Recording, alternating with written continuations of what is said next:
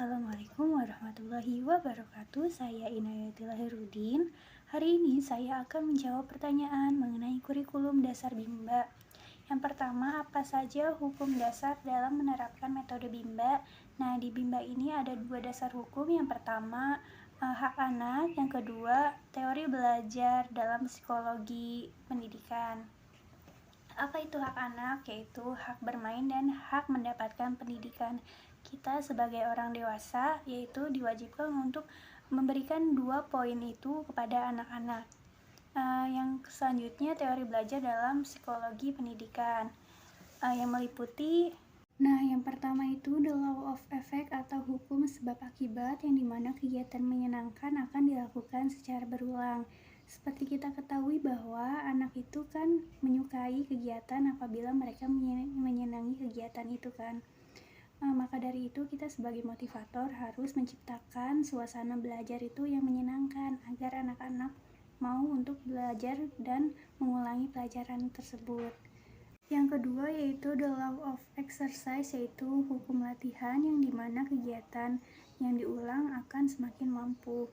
Maka semakin banyak latihan, kemampuan akan semakin lebih baik.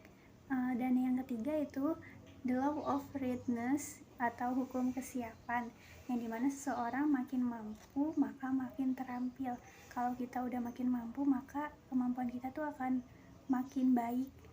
Maka dari itu sebagai motivator harus menerapkan 3 metode itu kepada anak didik.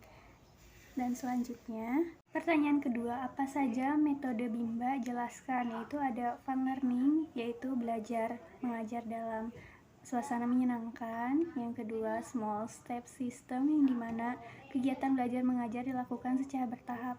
Kita sebagai motivator nggak bisa yang langsung nge-push anak didik untuk belajar langsung secara terus menerus. Kita tuh harus secara bertahap, step by step.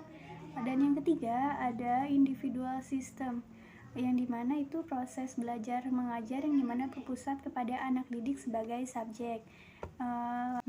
Kemudian ada variation skill, yang meliputi ada kemampuan efektif atau kemampuan yang berkaitan dengan hati atau suka tidak sukanya anak pada kegiatan itu, seperti menyanyi atau bercerita. Lalu ada kemampuan kognitif. Apa itu? Kemampuan kognitif adalah kemampuan yang berkaitan dengan otak atau kecerdasan anak. Contohnya seperti membaca atau berhitung. Ada juga kemampuan psikomotorik yang berkaitan dengan jari atau mewarnai atau melempar atau menangkap benda. Sekian dari saya. Wassalamualaikum warahmatullahi wabarakatuh.